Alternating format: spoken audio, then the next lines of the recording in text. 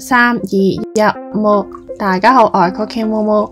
今日我哋嚟焗焦糖布甸，經典嘅法式甜品，淨係需要4種材料：糖、蛋、水同埋牛奶，整成焦糖 and 布甸 together 就係焦糖布甸。今次仲有2個方法整成布甸，焗同埋免焗。第一樣嘢要準備好布甸杯先，4個杯，闊 5.5 cm， 高7 cm。屋企冇布甸杯可以用疏闊離杯，或者其他可以入焗爐嘅杯。首先預熱焗爐到160度，跟住就要煮焦糖。喺個煲入邊倒60 gram 嘅白砂糖，盡量令啲糖集中喺個煲嘅中間。如果糖黐住喺煲邊上面會結晶，而且會變黑，咁樣就好難整到靚嘅焦糖，同埋好難洗個煲。如果糖真係黐住咗，就可以用啲濕嘅掃抹走佢。用細火煮溶啲糖，一定要用細火，唔係嘅話糖嗰個邊緣就會變燶，但係中間嗰啲糖仲未溶。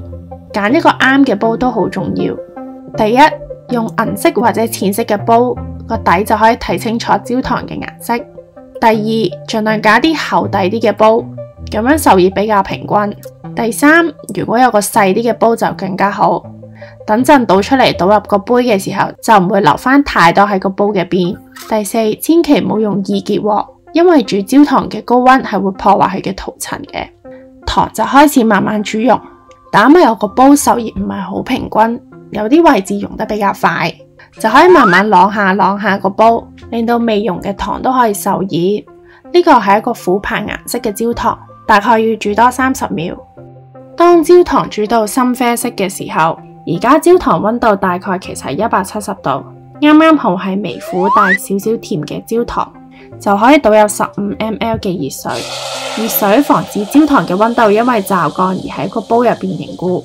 趁焦糖仲係熱嘅時候，就快手倒焦糖入去啲布甸杯度，盡快啷勻佢，令到焦糖可以鋪滿個布甸杯嘅底。由於焦糖嘅份量唔係好多，所以佢好快就會降溫同埋黐住喺個煲邊。60 gram 嘅糖就啱啱好可以分到4杯布甸。如果你覺得好難操作嘅話，可以加倍焦糖嘅份量。剩低嘅焦糖可以整成焦糖醬，加少少嘅淡忌廉煮一陣。呢個焦糖醬可以放入雪糕、咖啡或者夾麵包。污糟嘅煲可以加水，開火加熱，咁樣就可以好容易整走啲焦糖醬。喺個乾淨嘅煲入邊加400 ml 嘅全脂牛奶同埋30 gram 嘅白砂糖，加熱直到啲糖溶晒，或者你都可以用微波爐。同一時間喺個大碗入邊打3隻雞蛋，打勻3隻雞蛋，慢慢倒啲熱嘅甜牛奶入去，一邊攪一邊倒。因為我天生手殘，所以我就用個大嘅湯殼慢慢滗入去。將布丁液過細，整走啲大嘅氣泡，再平均倒入嗰4個布甸杯。表面好細嘅泡可以攞個匙羹滗走佢，或者可以用火槍快速咁辣過啲泡，或者可以直接唔理佢。用錫紙包住啲布甸，跟住就可以有2個方法整熟佢：焗或者蒸。將布甸放入焗盤入邊，加熱水，熱水嘅高度大概係布甸杯一半嘅位置。